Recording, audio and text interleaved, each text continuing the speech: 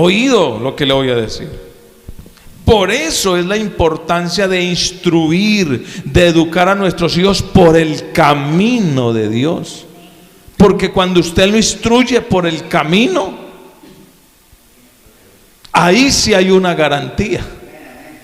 Instruye, educa al niño en su camino, y aun cuando fuere viejo, hermano, y usted dirá, pero es que hay muchos descarriados. Sí, los hay, pero ellos saben que están en el lugar equivocado.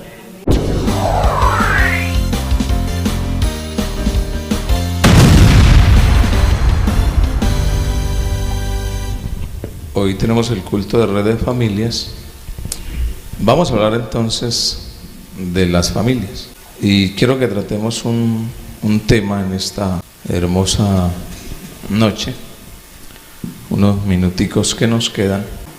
Vamos a tratar un tema, y es: ¿cuántas manos educan a nuestros hijos? Vamos a hablar de esto. ¿Cuántas manos educan a nuestros hijos? Y quiero que tomemos como base un texto bíblico que tenemos en el libro de Hebreos, capítulo 11, versículo 24. Bueno, leámoslo desde el 23, que dice de la siguiente manera: por la fe Moisés, cuando nació, fue escondido por sus padres por 3 meses, porque le vieron niño hermoso y no temieron el decreto del rey.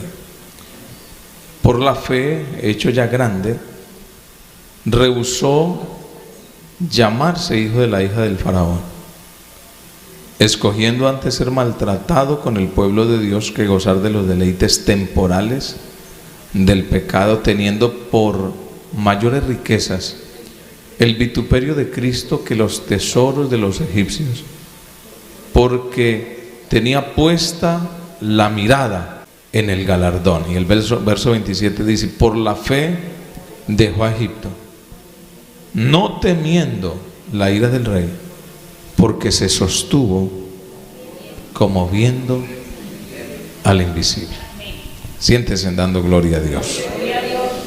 A ver, nuevamente digamos: gloria a Dios. ¿Cuántas manos educan a nuestros hijos? ¿Qué piensan ustedes? Bueno, los que tenemos hijos, muchas veces. 4 manos. ¿Cuáles 4? Muchas, porque por lo menos en la vida de Moisés no fue criado con sus papás, o sea, casi la mayor edad de su niñez, adolescencia fue en otra, no con los papás. Bueno, resulta, hermanos, que para que podamos entender, cuando hablamos de manos, en este caso, estamos hablando de qué factores están involucrados en la crianza de nuestros hijos, ¿sí? Y regularmente o normalmente, ancestralmente, son 4 escuelas que normalmente educan a nuestros hijos, o que pudiéramos decir nos educan a todos, por decirlo de esa manera. ¿Cuáles son las 4 escuelas?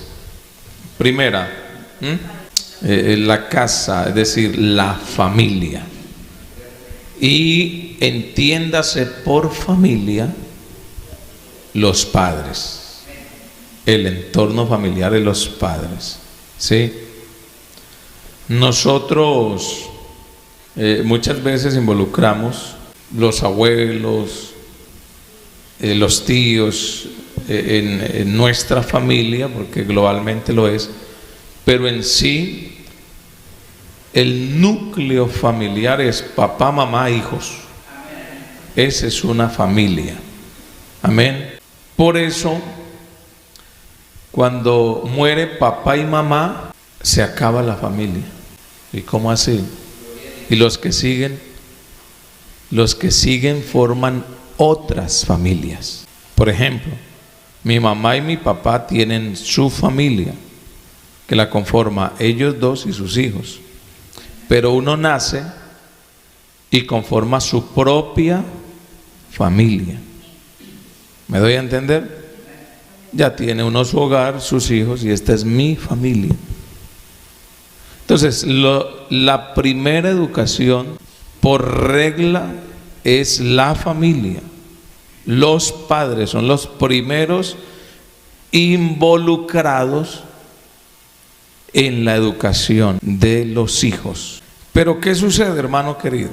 Que muchas veces, y en el tiempo que estamos viviendo, miramos que por las ocupaciones, por el trabajo a diario y por el entorno social, muchas veces como padres dejamos que otros eduquen a nuestros hijos y muchas veces nosotros nos desentendemos de ellos.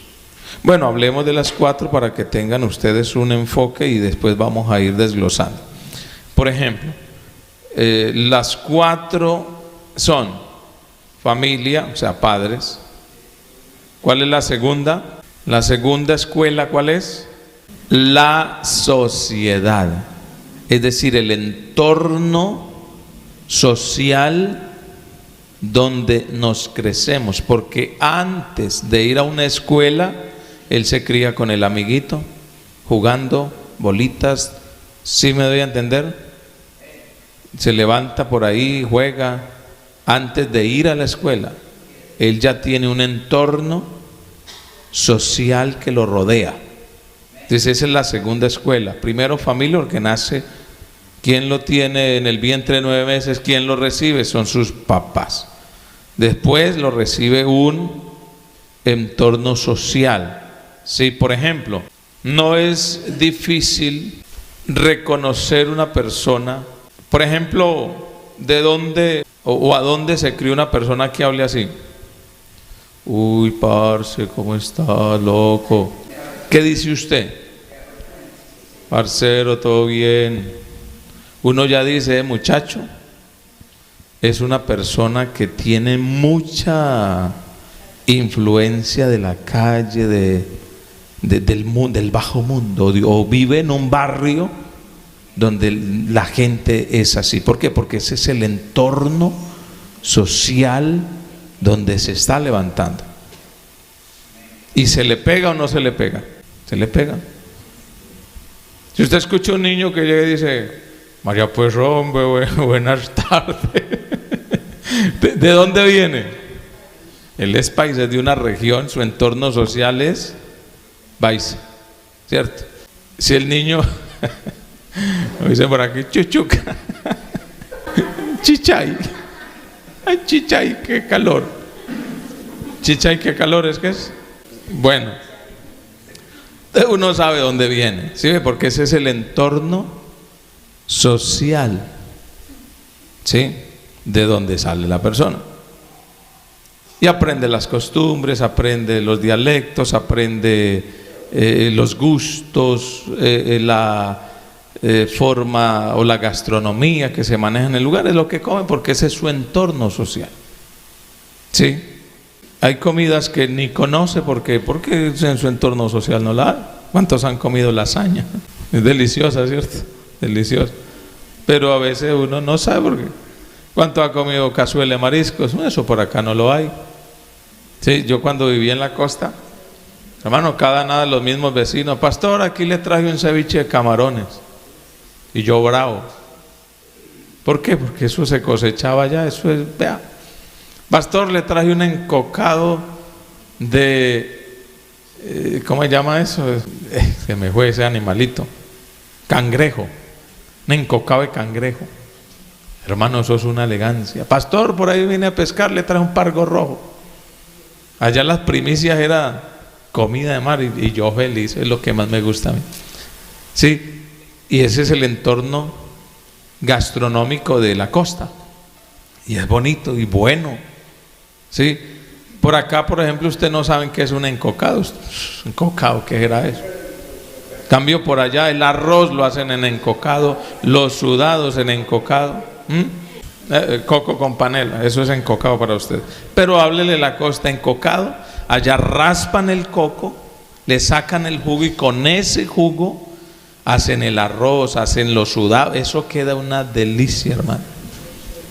Eso es una delicia, hermano. Por eso vaya usted a Popayán, a un restaurante costeño, y la comida es carísima. ¿Por qué? Porque es deliciosa y mantienen llenos.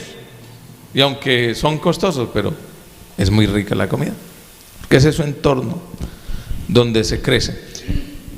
¿Cuál es la tercera escuela? La escuela, exacto. Porque ya cuando hoy en día, hermano, las situaciones ha cambiado tanto que ya de 6 meses lo reciben en los jardines. 6 meses, todavía no ha dejado de eso, es lactante todavía, ya lo reciben en 6 meses. ¿Sabe qué busca el gobierno? Zafarlo de las manos suyas lo más pronto posible, para que sepa. Venga. Y le muestran a usted: no, es que te estamos ayudando para que trabajes, para que produzcas y tu hijo te deje trabajar. Pero resulta de que eso va más allá. Eso va más allá, y ahorita les voy a hablar por qué. Bueno, si tenemos tiempo. Ese es la tercera escuela, la tercera mano que educa a nuestros hijos. ¿Cuál es la cuarta? No, la escuela encierra colegio, universidad, todo. La iglesia. La cuarta es la iglesia. Y la pregunta es: ¿por qué dejamos esa cuarta? Y creo que es una de las más importantes de último. ¿Por qué? ¿Usted sabe por qué? Voy a decirle por qué. Porque nuestros hijos vienen a la iglesia porque uno los trae, y casi que obligados. ¿Sí? Recuerde, Carlita, yo estoy aquí obligada.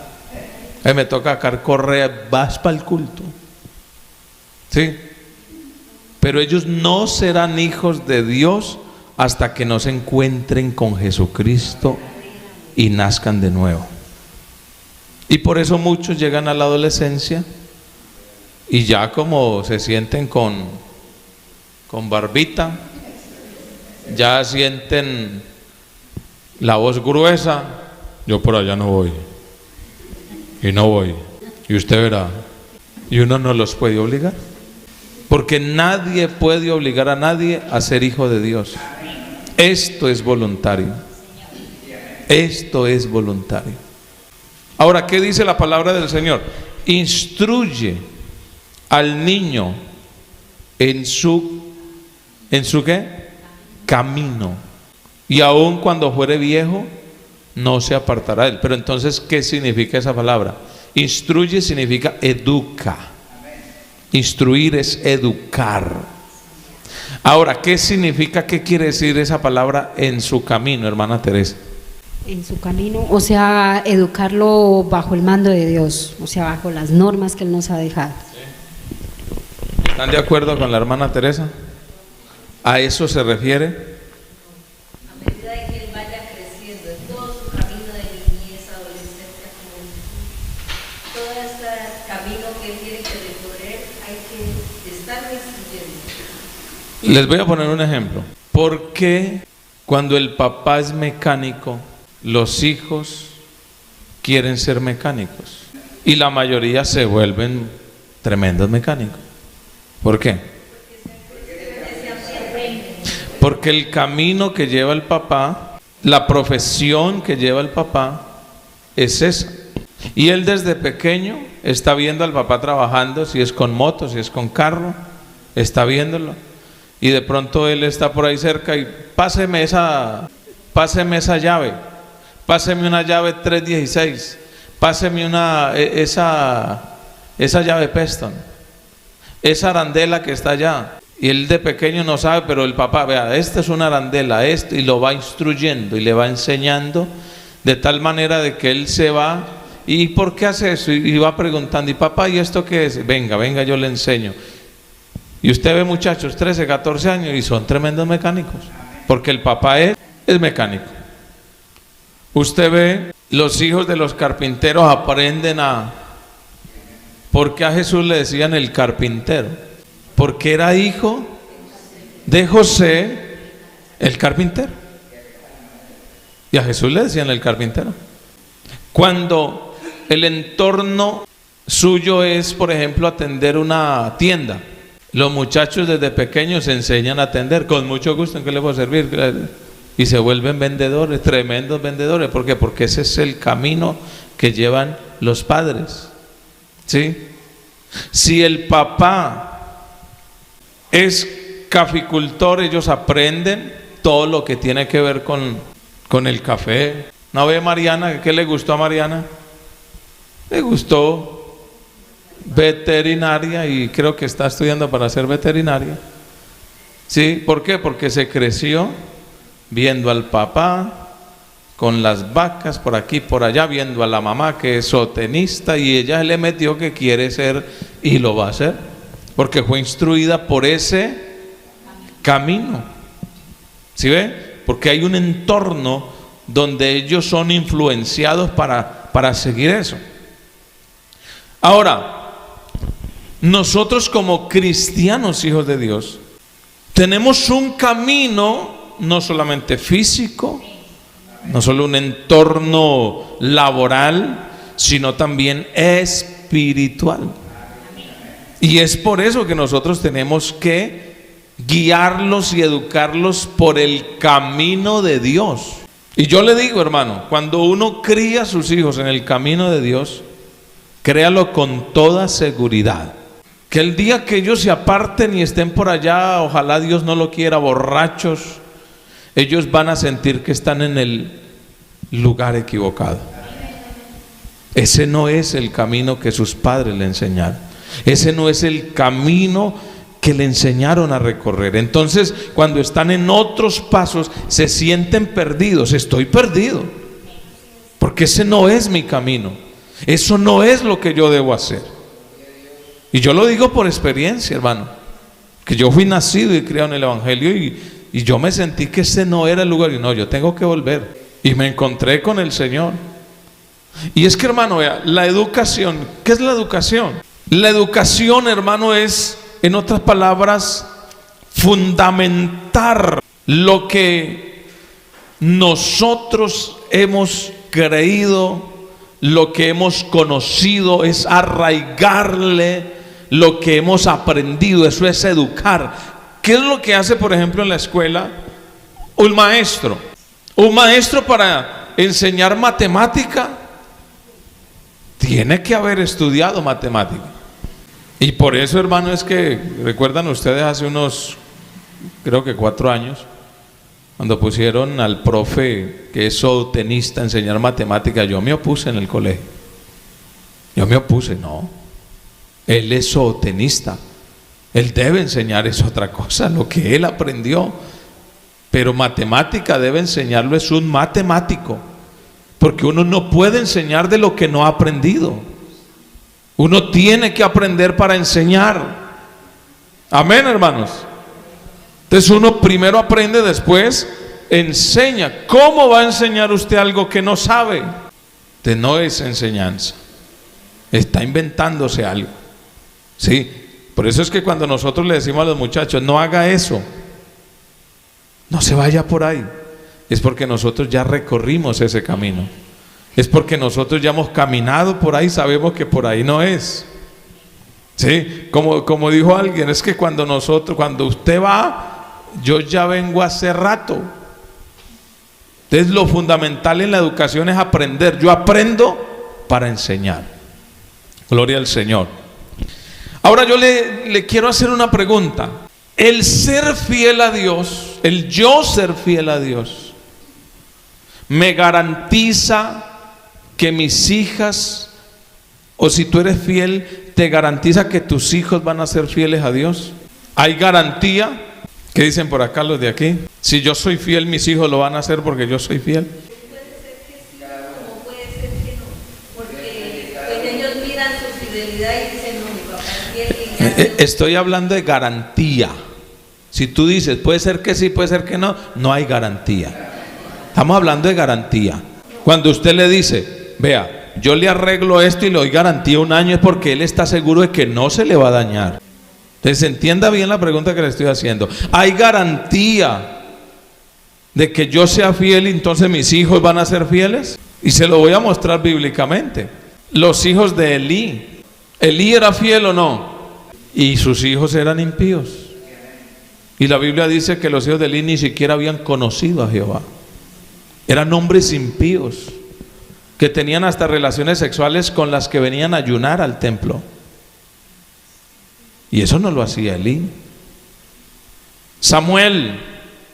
La Biblia dice que desde Dan hasta Beerseba el Señor no permitió que ni una de sus palabras cayera a tierra, es decir, porque era fiel a Dios, dice la palabra del Señor. ¿Y quiénes eran los hijos de Samuel?